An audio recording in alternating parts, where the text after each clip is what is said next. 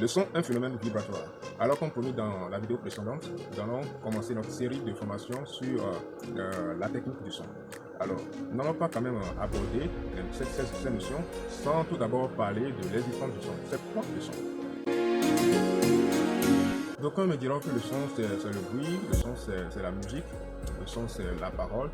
Je dirais tout simplement que vous avez raison parce que ces éléments font partie de l'existence, ils font partie du son. Retenons tout simplement que le son, c'est une sensation auditive provoquée par une vibration ou par des vibrations. Voilà. Donc, à l'origine, nous avons trois éléments qui sont importants à l'existence du son. C'est très important de savoir comment est-ce que le son existe, si vraiment on s'intéresse à la chose, si vraiment on est technicien ou si on est aspirant. Ben, je sais que les ingénieurs le savent. Alors, le son se base sur trois éléments importants à savoir. Nous avons la source de production, nous avons le milieu de propagation et enfin le récepteur. Alors pour que le son puisse exister, nous devons savoir que tout d'abord, il faut une source. Il faut en fait une source qui produit ou qui provoque l'existence du son.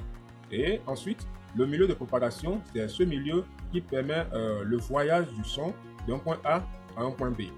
C'est ce milieu qui transmet le son. C'est ce milieu qui permet au son de se déplacer. Plus tard, nous verrons comment le son se déplace. Quels sont ces éléments-là qui se déplacent en fait pour qu'on puisse dire que le son se déplace. Plus tard, dans les vidéos prochaines, nous allons les connaître. Donc, notre deuxième élément, c'est le milieu de propagation. Et troisième élément, il y a en fait le récepteur. Parce que sans le récepteur, on ne peut apprécier l'existence du son. Il faut qu'il y ait un récepteur. Donc, le récepteur, c'est le point B. Le point A, c'est la source. L'intermédiaire, c'est le milieu de propagation. Donc, la source produit le son. C'est le point A qui produit. Le milieu de propagation permet le voyage du son produit du point A au point B. Le point B qui est bien sûr maintenant le récepteur. Et c'est le récepteur maintenant qui apprécie, c'est le point final, qui apprécie vraiment l'existence du son. Parce que vous et moi, vous le savez très bien. Si nous n'avons pas entendu le son, on ne saurait dire que le son existe. On ne saurait dire que le son est émis. On est d'accord. Donc, ces trois éléments sont très importants pour apprécier l'existence du son. Si l'un d'entre eux est absent, on ne saura apprécier l'existence du son. Si il n'y a pas de source, quand bien même que nous avons le milieu de propagation, nous avons le récepteur qui est là, on n'aura pas de son.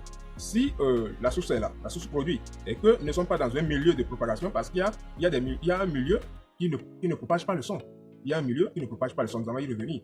Et donc, voilà, si nous ne sommes pas dans un milieu de propagation, l'oreille ne pourra, je dirais plutôt le récepteur, ne pourra pas apprécier l'existence du son. Et de la même manière, si la source est disponible, produit le son, et produit le son, et que le milieu de propagation aussi transmet ou fait voyager le son. Si le son dans son voyage ne rencontre pas un récepteur, on ne saura jamais que le son a existé. Donc, les trois éléments sont très importants.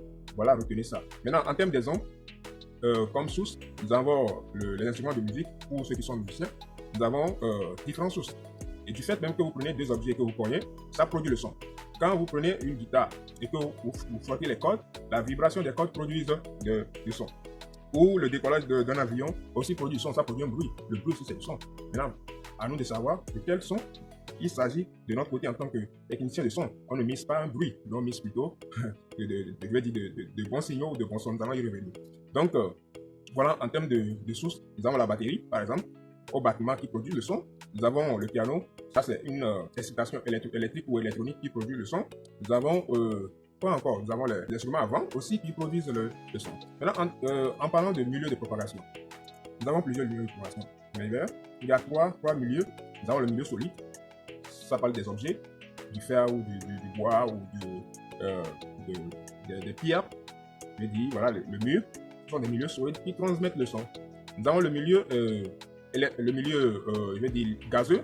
Dans le milieu gazeux, l'air en fait partie, notre environnement ambiant là en fait partie, donc c'est le milieu gazeux. Dans le milieu liquide, donc dans l'eau aussi, le son se propage. Donc voilà un peu les trois milieux de propagation du son.